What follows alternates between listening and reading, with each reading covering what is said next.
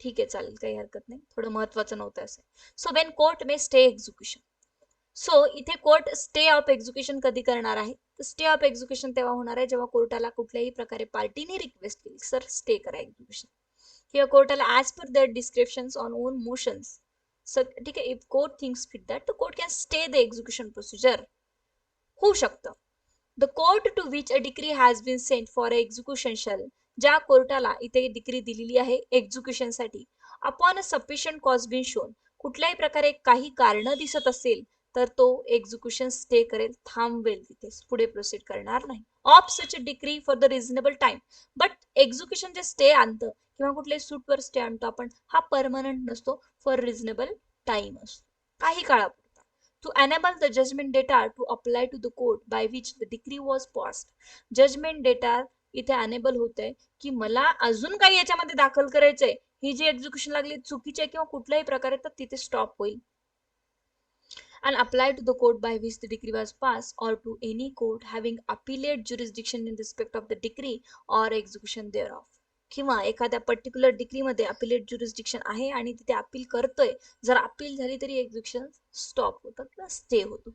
For an order to stay execution or for any other order relating to the decree execution which might have been made by such a court of a first instance appellate court if executions had been issued thereby, or applications if applications for executions had been made there.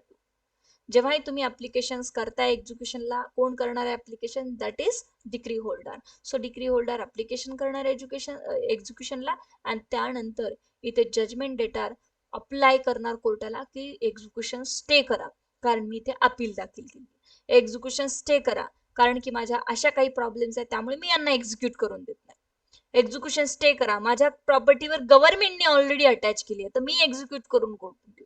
So what ever the reasons with the judgment data for non-executions of that particular decree, okay, if that all the grounds or all the reasons is sufficient cause being shown that if there is a sufficient cause and on the particular reasons, court may stay the execution.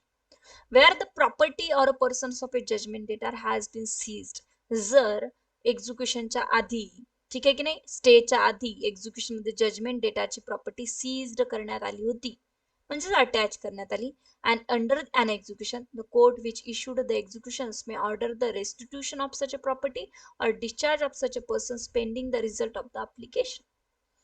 जर appeal दाखल करायची होती, इकडे execution दाखल झालं, appeal दाखल केली आणि अपीलेट कोर्टाने सांगितलं की ती प्रॉपर्टी डिस्चार्ज करा, इकडे सीज केलेली आहे, डेफिनेटली काय करेल कोर्ट, रेस्टिट्यूट करेल.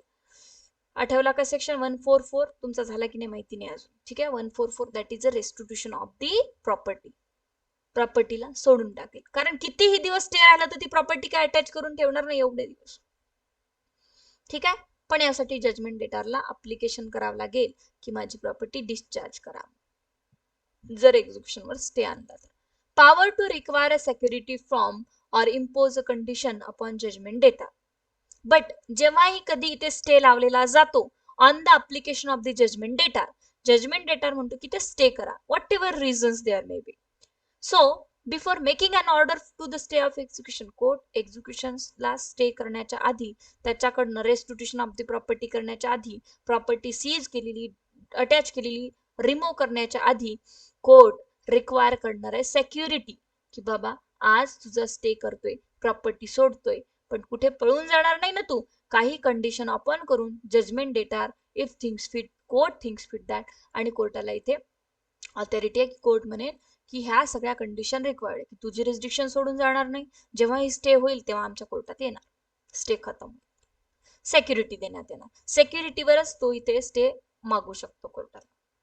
Liability of judgment debtor discharge, या जजमेंट डेटाला डिस्चार्ज करण्यात आलं, त्याची प्रॉपर्टी, आता लायबिलिटी काय आहे, no order of restitution or discharge under rule 26 shall prevent the property or a person of a judgment debtor from being retaken in execution of the decree sent for the execution.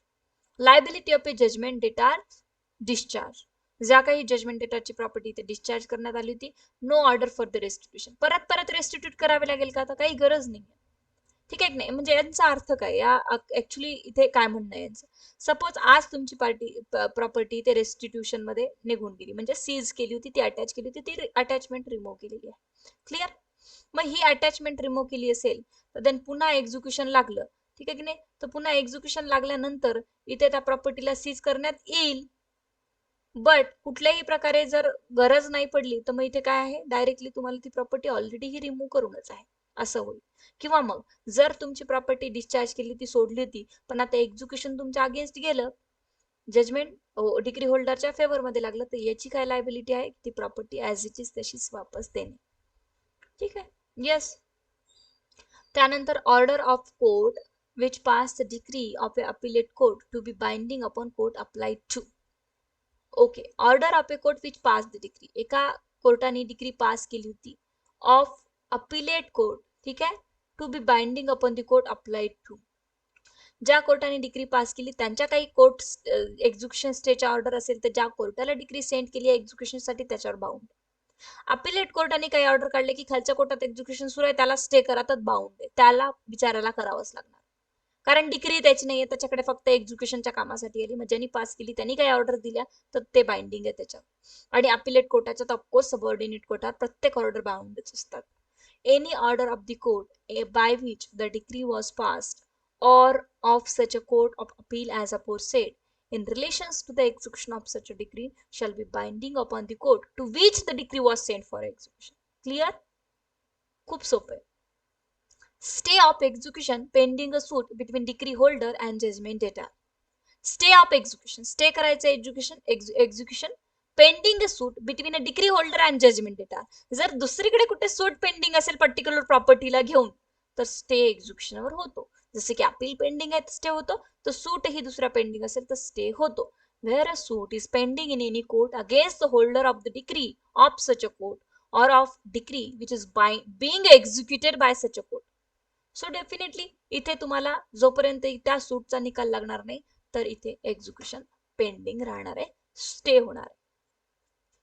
Provided that if the decree is one for a payment of money, the court shall, if it grants stay without requiring a security, record its reason for so doing.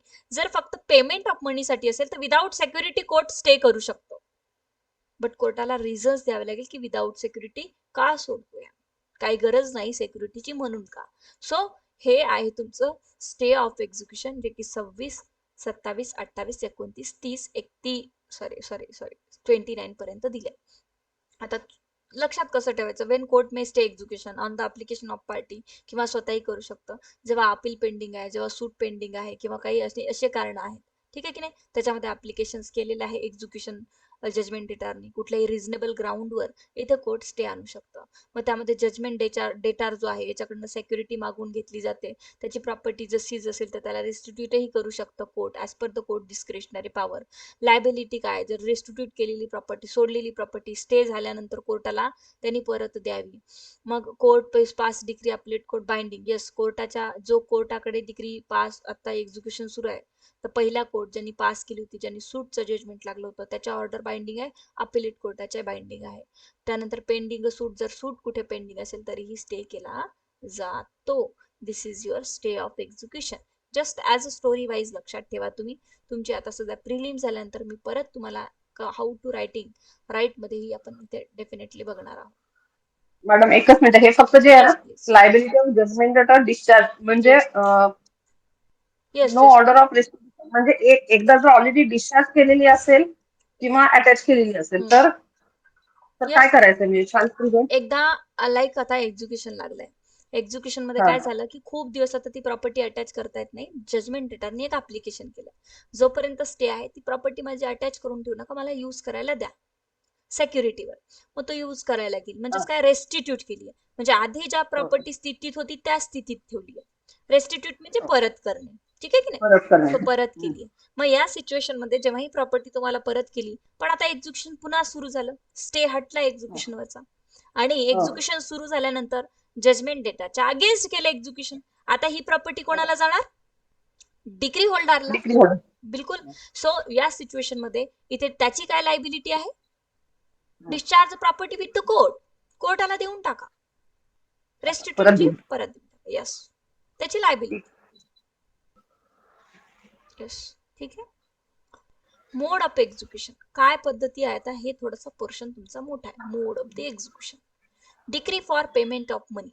तुमची decree payment of मनीची आहे, म्हणजेच काय, तुम्हाला पैसे वसूल करायचे. Every decree for the payment of money, including a decree for the payment of money as alternative to some other relief. मी एक तर पैसे वापस द्या म्हणते, नाही तर मग काही पण द्या, दुसरे ऑप्शन्स, प्रॉपर्टी द्या, वॉटेवर, मला माहित नाही, त्याची गाडी विका, घर विका, मला माझे पैसे द्या. कोणतेही रिलीफ मध्ये may be executed by the detention in civil prison of the judgment debtor or by the attachment and sale of his property. पहिले तर माझे मला पैसे वापस द्या, काय म्हणणार आहे डिक्री होल्डर, एवढीच रिक्वेस्ट करणार आहे.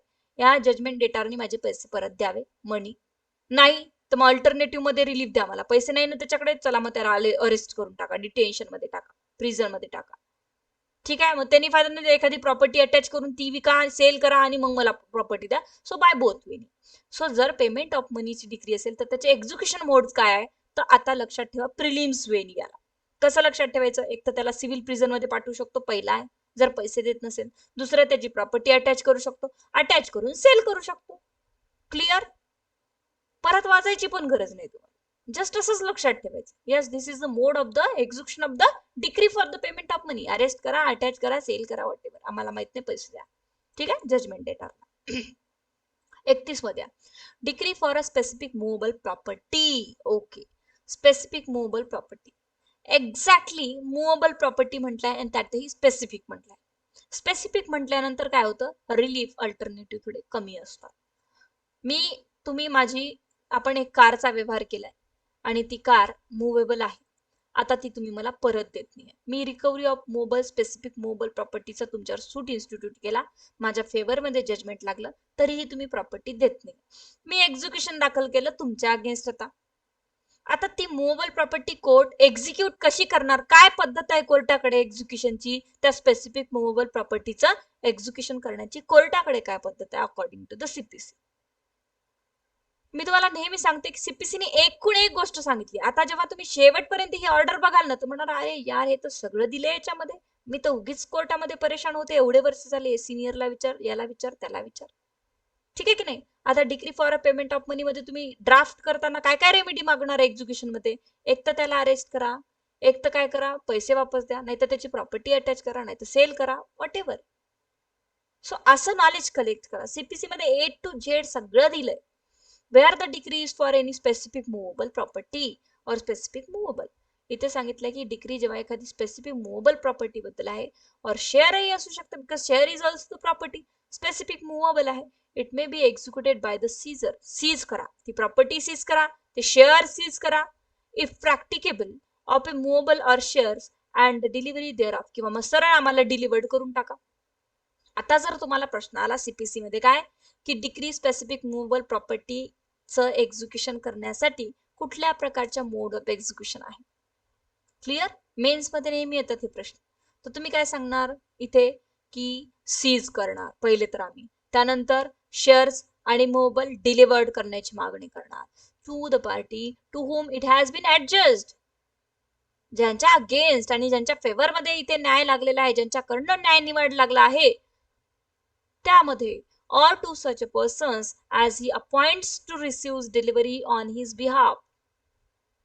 ठीक आहे की नाही, जो कोणीही बिहाफवर ऑफकोर्स करू शकता, on the behalf of any person पण डिलिव्हर करा, किंवा मग नाहीच असेल, नाही डिलिव्हर करतायत, नाही आम्हाला मुवेबल प्रॉपर्टी मिळत, सरळ सरळ त्याला प्रिझन मध्ये टाका, जजमेंट डेटाला, और by the attachment of his property, दुसरी प्रॉपर्टी अटॅच करून पैसा वसूल करून द्याला आम्हाला मुवेबल प्रॉपर्टीचा. This is very simple. पण आपण ऑर्डर मध्ये घुसतच नाही, आपण जातच नाही. मग सीपीसी मध्ये जेव्हा प्रिलिमिनरी एक्झामिनेशन मध्ये प्रश्न येतात आपण परेशान होतो एक्झाम मध्ये, हे प्रश्न आले कुठून. मग म्हणतात आउट ऑफ सिलेबस प्रश्न विचारले. आउट ऑफ सिलेबस प्रश्न येत नसतात, तुम्ही येतच नाही इकडे ऑर्डर 21 वगैरे. 2-4 ऑर्डर स्टार्टिंगच्या वाचल्या, खतम काम. कारण काय, सीपीसी ला वेळच भेटत नाही. त्यासाठी 1 तास आपण जो क्लास घेतोय त्यामध्ये तुम्हाला काय करायचंय, सगळं कव्हर करायचंय. where any attachment under subrule 1 has remained in force for 3 months. आता इथे प्रॉपर्टी अटॅच केली तुमची आणि ती 3 मंथ झाले अटॅचच आहे अजून. If the judgment debtor has not ऑबेड the degree, आणि जजमेंट डेटर येतही नाही, पाहतही नाही, ऑबे करत नाही डिग्रीला. आता त्याची प्रॉपर्टी अटॅच केली तरी पैसे मुव्हेबल प्रॉपर्टी आणून देऊ नये का, पण त्यांनी नाही दिली. And the decree holder has applied to have the attach property sold. आणि डिग्री होल्डर म्हणतो 3 महिने झाले सर अटॅच करून प्रॉपर्टी ठेवली आहे, तो सोडूनही घेऊन जात नाही, आपली प्रॉपर्टी आणूनही देत नाही, पैसे आणून देत नाही, आता त्याला सेल करा. Such a property may be sold, and out of the proceeds the court may award the decree holder in cases where any amount has been fixed by the decree to be paid as an alternative to delivery of movable property, such a amount, and in other cases such a compensation as things fit, and shall pay balance if any to the judgment debtor on his application. Court काय करणार ती, yes ठीक आहे, 3 महिने झाली ते property attach करून आहे, जजमेंट डेटर आलाच नाही, आमच्या कोर्टाच्या ऑर्डरला ऑबे केलं नाही, एक त्यांनी 3 महिन्याच्या आधी आपली प्रॉपर्टी सोडून द्यायची होती, आणि जेही इथे डिग्री होल्डरचे पैसे आहेत किंवा मूवेबल प्रॉपर्टी ती डिलिव्हर्ड करून द्यायची, पण त्यांनी दिली नाही. मग 3 महिन्यानंतर डिग्री होल्डर कोर्टाला एक ऍप्लिकेशन करेल, आणि कोर्टाला काय म्हणेल, सर आता ती प्रॉपर्टी सेल करा आणि मला पैसा वसूल करून द्या. मग कोर्ट सेल काढेल, सेलची एक प्रोसिजर पुढे दिलेली आहे, सेल काढेल, ऑप्शन्स काढेल, ती प्रॉपर्टी अटॅच केलेली विकून टाकेल आणि डिग्री होल्डरला पैसा देईल. आता ती प्रॉपर्टी किती आहे, काय आहे बघेल कोर्ट, ठीक आहे की नाही, 50,000चं एक्झिक्युशन होतं, ती प्रॉपर्टी गेली 1,00,000ला, तर 50,000 देईल आणि 50,000 बिचारे जजमेंट डेटरला परत देऊन टाकेल. आता जर 50,000ची डिग्री होती, ती प्रॉपर्टी गेली फक्त 30,000ला, 30,000 डिग्री होल्डरला देईल, अजून 20,000 जजमेंट डेटरचे बाकी आहेत द्यायचे, मग पुन्हा त्या 20,000साठी दुसरी प्रॉपर्टी करा अटॅच. ठीक आहे, तर अशा प्रकारे एक्झिक्युशन सुरू असतं. Where the judgment debtor has obeyed the decree and paid all cost of the executing the same which he is bound to pay, or where at the end of 3 months from the date of the attachment no applications of the property sold has been made, or if made has been refused, the attachment shall cease. ठीक आहे, so जेव्हा judgement debtor has obey करतो, तो paid करतो cost, तर ठीक आहे, चला काही हरकत नाही, आम्ही 3 महिन्यानंतरही जर सेल अब्सोल्यूट झाला नसेल तर तुम्हाला प्रॉपर्टी देऊ परत, नो इश्यू. आणि जी अटॅचमेंट केलेली आहे त्याला सीज करू, म्हणजे जी अटॅचमेंट केली होती, आता लक्षात ठेवा हे थोडेसे शब्द वेगवेगळे असतात. अटॅचमेंट शॅल सीज म्हणजे अटॅचमेंट आम्ही त्या प्रॉपर्टीची रिमूव्ह करू, सीज करू, अटॅच केलेली प्रॉपर्टी आता सीज म्हणजेच काय, अटॅचमेंट सीज करतोय, म्हणजेच काय, अटॅचमेंट रिमूव्ह करतोय आणि जजमेंट डेटरला प्रॉपर्टी वापस देतोय. आपल्याला काही कंपल्सरी हेतू नाही की आम्हाला प्रॉपर्टी हीच पाहिजे, आम्हाला फक्त आमची मूवेबल प्रॉपर्टी किंवा जे काही रिलीफ होती ती पाहिजे. ठीक आहे, सो मग ते अटॅचमेंट रिमूव्ह करून टाका आणि त्याला त्याची प्रॉपर्टी वापस द्या, आपल्याला आपले पैसे मिळाले, पर्पज कम्प्लीट झाला एक्झिक्युशनचा. Decree for specific performance for restitution of conjugal right और फॉर अन इंजेक्शन. मी जसं सांगितलं तुम्हाला सेक्शन 29 नंतर हे जे पाहतोय आपण हे मोड, ओके, हे सगळे महत्वाचे आहे, हे वाचायचे बेरॅक्ट मधनं. मोड्स ऑफ एक्झिक्युशन सेक्शन 30 वाचायचा, 31 वाचायचा, वारंवार वाचत राहायचा, आणि 32 सुद्धा वारंवार लेक्चर बघा, जर कन्फ्युजन होत असेल तर हेच रेकॉर्डेड आणि वाचत राहा. डिक्री फॉर स्पेसिफिक परफॉर्मन्स, पहिले काय होतं, डिक्री फॉर द मनी, नंतर काय होतं, decree for the specific movable property. आता कशाची डिक्री एक्झिक्यूट करायची आपल्याला, specific performance for restitution of conjugal right, specific performance for the restitution of conjugal right और for an injunction. Specific performance पण कशाचे, कॉन्ज्युगल राईट्स. कॉन्ज्युगल राईट्स म्हणजे काय, आपण दाखल करतो की बायकोनी नवऱ्यासोबत नांदायला वापस जावं, तिने तिचे कॉन्ज्युगल राईट्स परफॉर्म करावे, ठीक आहे की नाही, जे की 7 फेरे घेताना कबूल केले होते, दॅट इज कॉन्ज्युगल राईट, की मी तुझ्यासोबत राहील, सुखादुःखात साथ देईल, तुझ्यासोबत संसार करेल.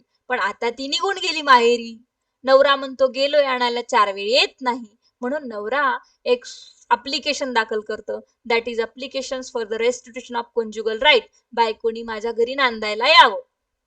कोर्टाने दिली आता डिक्री स्पेसिफिक परफॉर्मन्सची, आता त्याचं एक्झिक्युशन करावं लागेल ना आपल्याला, ठीक आहे की नाही, for an injunctions. So where the party against whom a decree for the specific performance of the contract or for the restitution of a conjugal right, ज्याच्या against specific performance of the contract ची decree लागली आहे, ज्याच्या against कोणतीही party असू शकते, restitution of conjugal right ची decree लागलेली आहे, फॉर अन इंजंक्शन एखाद्या इंजंक्शन साठी आहे, ठीक आहे की नाही, has been passed and has had an opportunity of obeying the decree, has willfully failed to obey it. Clear, wilfully येत नाहीये, बायको येत नाहीये, किंवा ज्या कंडिशन वरती येणार होती नवरा ती कंडिशन कम्प्लाय करत नाहीये, कुठल्याही प्रकारे अगेन्स्ट डिग्री असू शकतं. इंजंक्शन, मॅन्डेटरी इंजंक्शन्स, टेम्पररी इंजंक्शन्स, परमनंट इंजंक्शन्स, हे इंजंक्शनच्या अगेन्स्ट डिग्री लागली आहे, तुम्ही नाही कंप्लाय करत आहे. मग आता काय, तर डिग्री मे बी एनफोर्स. आता डिग्रीचं एक्झिक्युशन होणार in the case of a decree for the restitution of conjugal right by the attachment of his property. His means who, husband. ठीक आहे की नाही. आता हजबंडनी इथे काय कंडिशन्स टाकली होती. बायको काय म्हणते, बायको म्हणते की रेस्टिट्यूशन ऑफ कॉन्ज्युगल राईट तू दाखल केलं ना, ठीक आहे चल, मग माझ्या नावाने काय आहे तुझ्याकडे सेव्हिंग, मी संसार का करू तुझ्यासोबत, माझ्या नावावर तू 5 एकर प्रॉपर्टी करायची. हा इथे कबूल झाला, कॉन्ट्रॅक्ट झाला यांच्याकडे स्पेसिफिकचा की ये त्या गोष्टींवर नांदायला. ठीक आहे की नाही. अकॉर्डिंग टू द सेक्शन आता 6 आपल्याला डावरीचं तेच बघायचं. सो अशा प्रकारच्या, पण तो डिलिव्हर्ड करत नाही कॉन्ज्युगल राईट्स मध्ये प्रॉपर्टी. और in the case the decree of specific performance of the contract or for the injunctions, इथे तुम्ही परफॉर्म करत नाही by his detention in the civil prison और अटॅचमेंट ऑफ हिज प्रॉपर्टी और बोथ. आता इथे थोडासा डिफरन्स आहे, लक्षात ठेवा. ठीक आहे, तुम्हाला डायरेक्टली वाचण्याने नाही कळणार, पण मी तुम्हाला एक्सप्लेन करून सांगते. The decree may be enforced. आता in the case of a decree for the restitution of conjugal right. ठीक आहे, इथून एक आहे, हा एक आहे रेस्टिट्यूशन फॉर दी कॉन्ज्युगल राईट. जर डिग्री असेल तर फक्त हजबंडची प्रॉपर्टी अटॅच केली जाते. जर नेहमी लक्षात ठेवा, रेस्टिट्यूशन ऑफ कॉन्ज्युगल राईट असेल तर हजबंडची प्रॉपर्टी फक्त अटॅच केली जाणार आहे. ठीक आहे, अटॅच. हे बघा, और दिले मध्ये इन द केस ऑफ, आता हे दुसरा provision, in the case of the degree for the specific performance of the contract. जर प्रायव्हेट पार्टीचे कुठली स्पेसिफिक परफॉर्मन्सचे कॉन्ट्रॅक्ट आहे तर मग त्यांना detention in a civil prison. पण फॅमिली मॅटर्स मध्ये डायरेक्टली डिटेन्शन करण्यात येतं का नाही, फक्त प्रॉपर्टी अटॅच करण्यात येते. आणि bye the attachment of his property और बाय बोथ.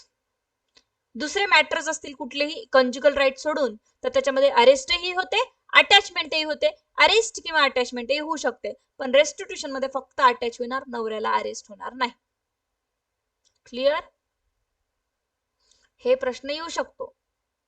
ठीक आहे, आणि हे मेन्स मधले, हे मेन्स मटेरियल आहे, जेएमएफसी ला पण आणि फॅमिली कोर्टाला पण, डीजे ला पण mains material. where the party against whom a decree for a specific performance or for the injunction has been passed in the corporation, where the party against whom a decree for a specific performance or for an injunction has been passed in a corporation. कॉर्पोरेशनच्या against pass झालेला आहे. The decree may be enforce by the attachment of the property of the corporation. कॉर्पोरेशनचीच property directly attach केली जाईल. और by the detention in a civil prison, directorate जो कोणी आहे, डायरेक्टर्स आहेत, प्रिन्सिपल्स ऑफिसर्स आहेत, त्यांना अरेस्ट करण्यात येईल. ठीक आहे की नाही. So this is second para. Now third मध्ये where any attachment under sub rule 1 or sub rule 2 has remained in force 6 months. आता याच्यामध्ये अटॅचमेंट केली आहे प्रॉपर्टी आणि ती 6 महिने झाले अटॅच करून. किती महिने झाले, 6 महिने झाले. If the judgment debtor has not obey the decree and the decree holder has applied to have the attached property sold, such a property be sold. आणि परत तिथे 3 महिने होतं. आता 3 महिने तुम्ही म्हणा मॅडम इथे काय डिफरन्स दिलाय, तर तिथे कशासाठी होतं, performance of the movable property, म्हणून 3 महिने दिलं होतं. इतका डीपली नाही स्टडी केला तरी चालते, पण करा जर होत असेल तर. मुव्हेबल साठी 3 महिने आहे आणि इकडे कॉन्ज्युगल स्पेसिफिक परफॉर्म साठी असेल तर अटॅचमेंट 6 महिने इनफोर्स मध्ये राहील. त्यानंतर डिग्री होल्डर अप्लाय करेल, कशासाठी सर, विकून टाका, सेल करा, मग डिग्री होल्डरच्या म्हणण्यावर इथे सेल करण्यात येईल. आणि जर तो आला, ऑबे केली, तर काय, त्या प्रॉपर्टीची अटॅचमेंट सीज केल्या जाईल. जजमेंट डेटारला ती प्रॉपर्टी वापस केल्या जाईल. जजमेंट डेटाकडनं specific performance of the contract perform करून घेतला जाईल, whatever there conditions and terms. कळलं हे सगळ्यांना? नसेल कळलं तर विचारा. फक्त लक्षात ठेवा की मुव्हेबल प्रॉपर्टीचं जर डिग्री एक्झिक्युशन करायची असेल तर 3 महिने अटॅच करून ठेवतात.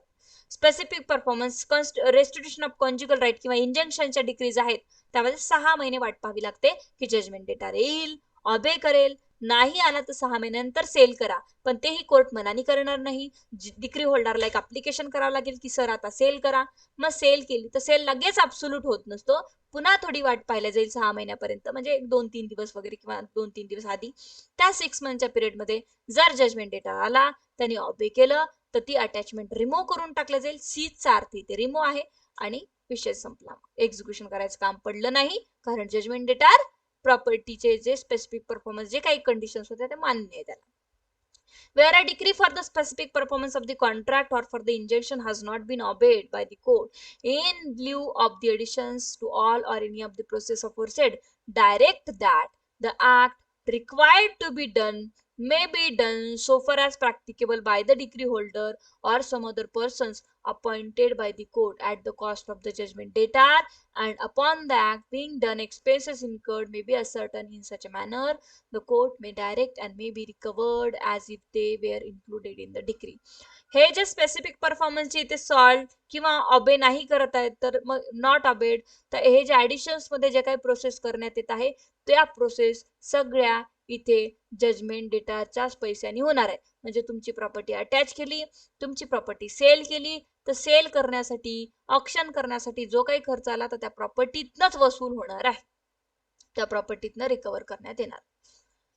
For the removal of doubts, it is hereby declared that the expression the act required to be done covers prohibitory as well as mandatory injunctions. हे जे आता इथे सांगितले हे काय डिक्लेरेशन्स आहेत कोर्टाचे, हे प्रोहिबिटरी आहे. तुम्हाला प्रोहिबिशन बंद नाही लावू शकतं, ठीक आहे. एकदा अटॅच झालेली प्रॉपर्टी कुठे जाता येणार नाही. आणि मॅन्डेटरी पण आहे इंजंक्शन्स, लाईक कंपल्सरी तुम्हाला अटॅचमेंट केलेली प्रॉपर्टी सेल करण्या वगैरे वगैरे, ठीक आहे. Discretions of court in executing a decree for a restitution of a conjugal right. Conjugal rights ची डिग्री एक्झिक्यूट करताना कोर्ट इथे डिस्क्रिशनरी पॉवर वापरणार आहे, बिकॉज फॅमिली मॅटर आहे शेवटी, बरोबर आहे की नाही. कायद्यानुसार नाही चालू शकत. ऍज पर देअर तिथे as per the circumstances exactly काय सिच्युएशन आहे नवरा बायको मध्ये त्याबद्दल. Not with standing anything rule 32 समोर वरती काही सांगितलं असेल की त्याची प्रॉपर्टी अटॅच करा वगैरे वगैरे, पण हा रूल जो आहे तो एक प्रॉपरली माहिती देतोय. The court either at the time of passing a degree against a husband for the restitution of conjugal rights or at any time afterward may order that the decree shall be executed in the manner provided in this rule. तर इथे against husband असेल ना तर degree या rules मध्ये जिथे सांगितले त्यानुसार प्रोव्हाइड होणार, म्हणजेच अटॅचमेंट वगैरे सगळं होणार. But where the court has made an order under sub rule it may order that in the event of such a decree not being obeyed within such a period as may be fixed in this behalf, the judgment debtor म्हणजेच कोण husband make to the decree holder such a periodical payment as may be just, and if things fit require that the judgment debtor shall so be satisfied secure to the decree holder the periodical payment. So definitely जर एकचदा तुम्ही नाही करू शकत आहे payment, एकचदा जे काही व्यवहार होते नाही करू शकत नवरा बायको मधले, तर डायरेक्टली अटॅच केली जाणार नाही. एक पिरियडिकल पेमेंटची मेथड तुम्हाला देण्यात येणार की थोडे थोडे थोडे थोडे पेमेंट, लमसम अमाऊंट नाही, लाईक अ मेंटेनन्स तुम्ही तिला देऊ शकता. क्लिअर. ही थोडी शिथिलता याच्यामध्ये दिलेली. The court may from time to time vary modified any order made under sub rule 2. आता हे पिरियडिकल पेमेंटचे जे कोर्टाने ऑर्डर दिलाय याच्यामध्ये कोर्ट व्हॅरी आणि मॉडिफिकेशन करू शकतो. लाईक एखाद्या वेळेस हजबंड म्हणत असेल की माझी आई आजारी आहे, तिला यावेळेस 50,000 दवाखान्यात लागले सर, माझी पेमेंट त्यातच गेली, तर तिथे थोडे कमी किंवा जास्त पेमेंट वाढली, किंवा वाईफला एखादं मूल झालं किंवा वाईफच्या मुलाला आता शिक्षणास टाकायचंय, so whatever may be for the periodical payment of money either by altering the time of payment by increasing diminishing the amount, इन्क्रीजही करू शकता किंवा डॅमिनिशही करू शकता अमाऊंटला, और any temporary suspend the same as the whole or any part of the money, किंवा सस्पेंडही करू शकता टेम्पररीली किंवा permanent. Order to be paid and again review the same, जसं कोर्टाला वाटेल त्या पेमेंट मध्ये अल्टरेशन कोर्ट करू शकतं. Any money order to be paid under this rule may be recovered as though it were payable under the decree for the payment of money. तर हे जे डिक्री मनी आहे हे तसेच पे करायचे आहे जणू काही आपण डिक्री ऑफ मनी आपल्यावर लागलेली आहे. वरचा जो रूल होता ना 30, ठीक आहे ते. आणि जर यांनी नाही केले तर मग काय करण्यात येणार, तुम्हाला अरेस्ट करण्यात येणार, तुमची प्रॉपर्टी अटॅच करण्यात येणार आणि ती प्रॉपर्टी सेल करून वाईफला पैसे देण्यात. पण पहिले ही अपॉर्च्युनिटी की ठीक आहे बाबा तू पिरियडिकल पेमेंट कर. Clear. Decree for execution of a document और endorsement of a negotiable instrument. Decree आता एक्झिक्युशन कशाचं करायचं आपल्याला, एखाद्या डॉक्युमेंटचं, ठीक आहे. Endorsement of a negotiable instrument जे की चेक्स वगैरे असतात, ठीक आहे, याचं एक्झिक्युशन करू शकतो. लाईक माझ्या प्रॉपर्टीचे काही डॉक्युमेंट्स आहे, मी ते मॉर्गेज ठेवले आणि मी मॉर्गेजीचे 1 रुपया पैसे दिले नाही, मॉर्गेजीनी सूट इन्स्टिट्यूट केला for the feature of the property, जप्तीसाठी माझ्या प्रॉपर्टीच्या. आता त्या डॉक्युमेंटचं एक्झिक्युशन कसं होणार, कोर्ट काय करणार, ते डॉक्युमेंट सगळे टायटल वगैरे सगळे त्याला देऊन टाकणार. Endorsement of a negotiable instrument, cheque negotiable instrument मध्ये काय तर चेक्स वगैरे, तर डायरेक्टली चेकच्या चेकच देण्यात येणार. Where a decree is for the execution of a document or for the endorsement of the negotiable instrument and the judgment data neglects or refuse to obey the decree. कोर्टाने decree काढली, म्हणतात documents द्या, negotiable instrument द्या, but that judgment data neglects or refuse to obey the order of the court. The decree holder may prepare a draft of the document or endorsement in accordance with the terms of the decree and deliver the same to the court. Degree holder सरळ डॉक्युमेंटचा एक draft prepare करणार की त्या डॉक्युमेंटमध्ये काय काय mention आहे, काय काय नाही, कोर्टाला देणार आणि म्हणणार चला आता अशा प्रकारे एक्झिक्यूट करा. The court shall thereupon cause the draft to be served on the judgment data together with the notice requiring his objections to be made within such a as the court fix it this behalf. So definitely इथे ज्या प्रकारे date fix होईल त्याच्यावर तुम्ही objection घेऊ शकता. आता पुढे त्या ड्राफ्टवर कोण घेणार, जजमेंट देणार की सर हे चुकीचं आहे, हे प्रकारचे डॉक्युमेंट माझ्याकडे नाही आहे, किंवा हे टायटल अशा अशा प्रकारे ट्रान्सफर होणार, वॉट एव्हर.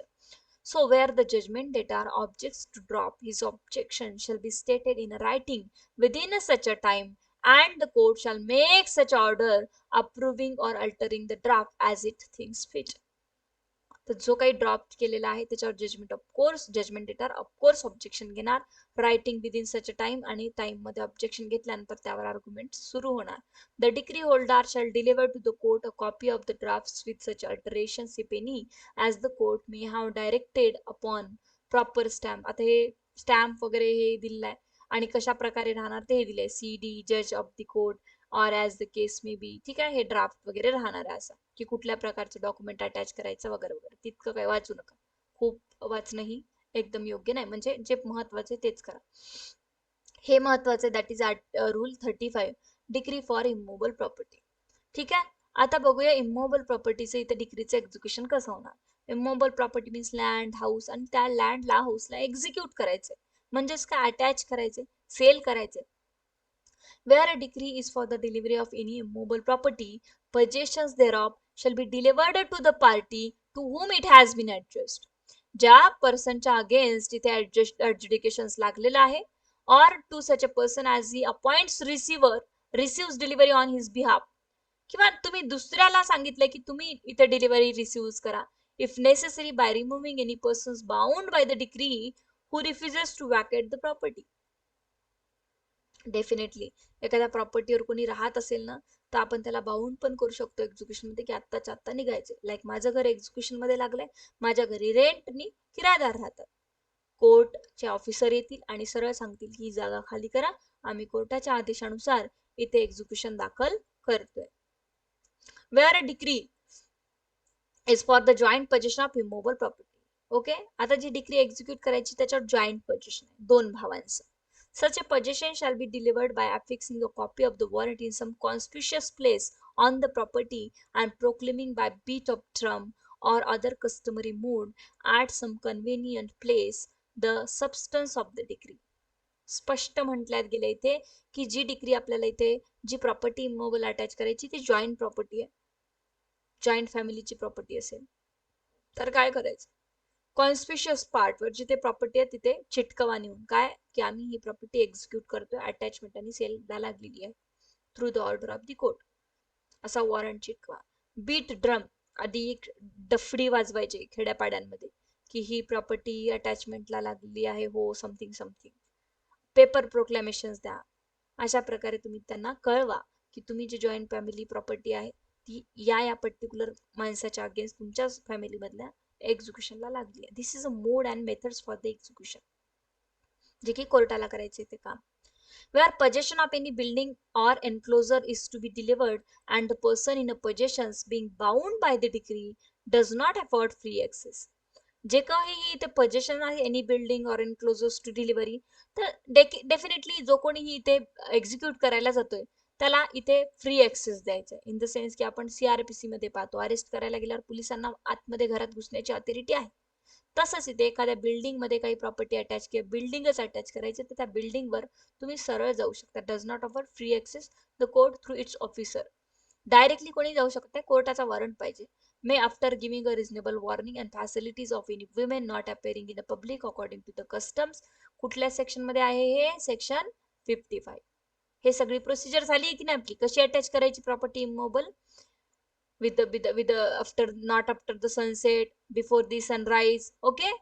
जर स्त्री असेल तर काय करायचं, तिला ऑपॉर्च्युनिटी द्यायची. ह्या सगळ्या गोष्टी 55 मध्ये दिलेल्या आहे. ठीक आहे, हे सगळं. 36 degree for delivery of immovable property Wien in occupancy of A tenant. जसं मी तुम्हाला सांगितलं की एका इमोबल प्रॉपर्टीची डिलिव्हरी करायची.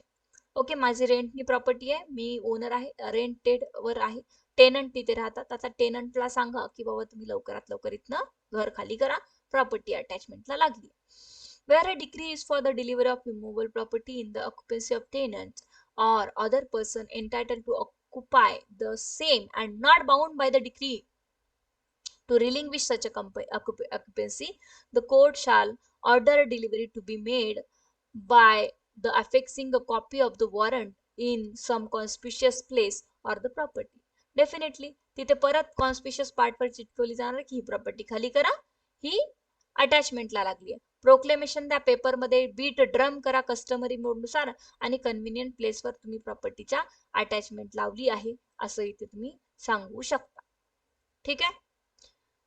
Discretionary power to permit a judgment debtor to show cause against detention in a prison. Okay, discretionary power to permit a judgment debtor.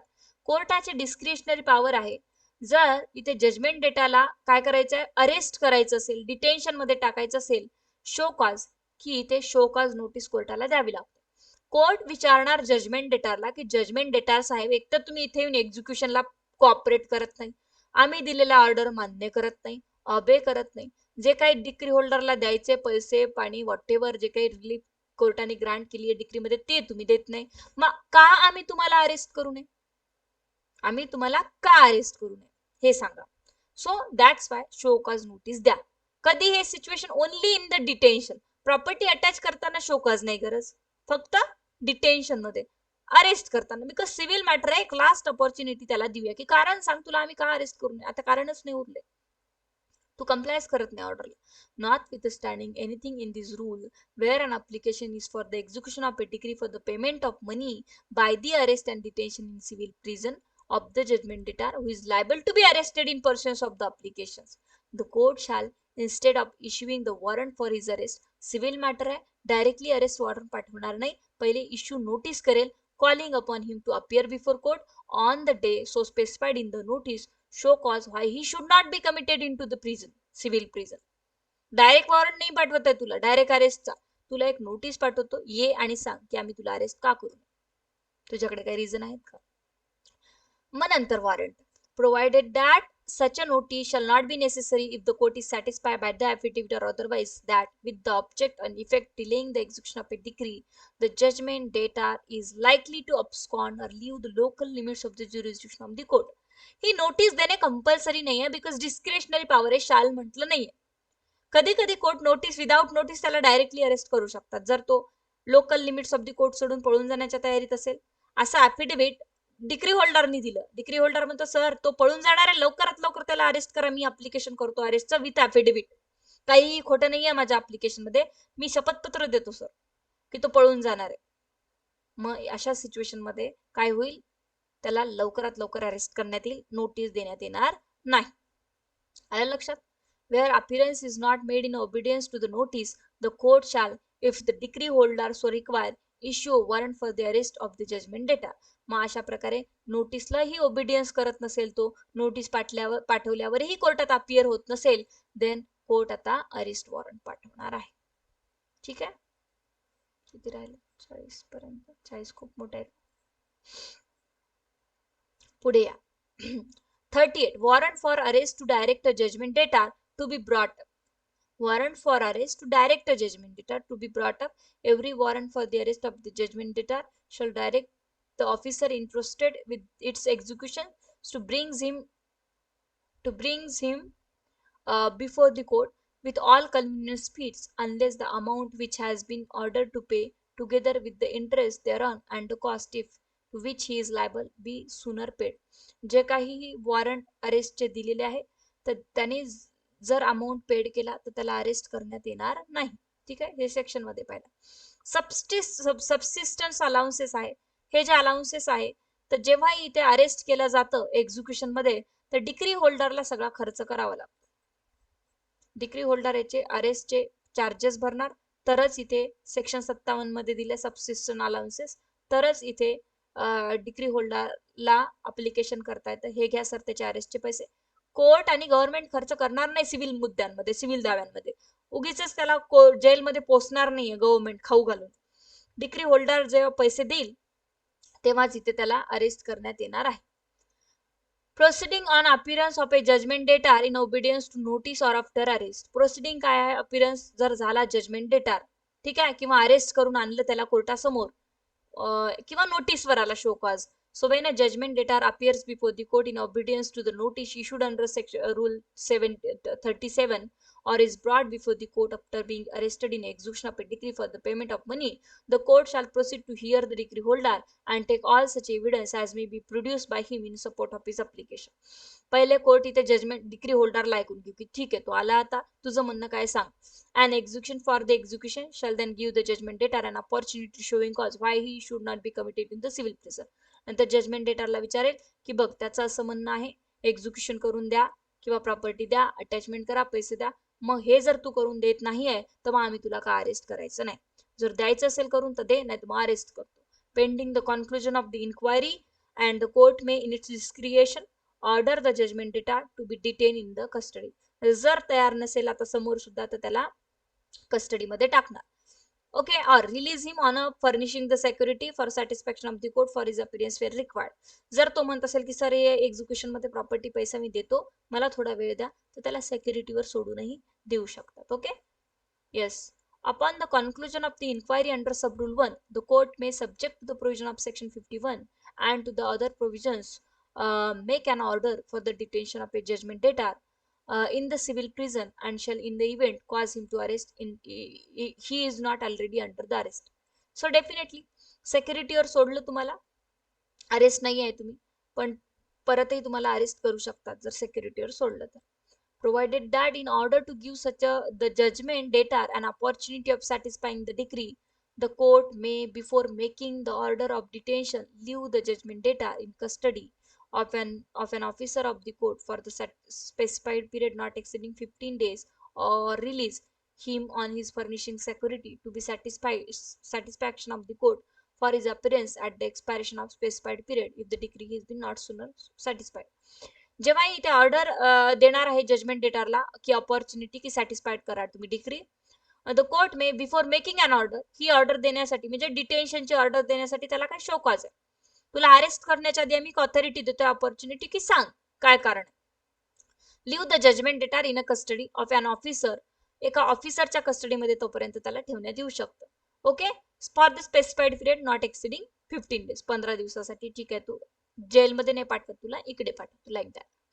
The judgment debtor release under this rule may be rearrested. जर त्याला कुठल्याही प्रकारे release केलं सेक्युरिटीवर वगैरे, जर पुन्हा तेच situation त्यांनी अराईज केली, एक्झिक्युशन करतच नाहीये किंवा प्रॉपर्टी देतच नाही, तर रिअरेस्टही करता येतं. When the court does not make an order of detention under sub rule 3, it shall disallow the application and judgment debtor is under arrest, direct his release.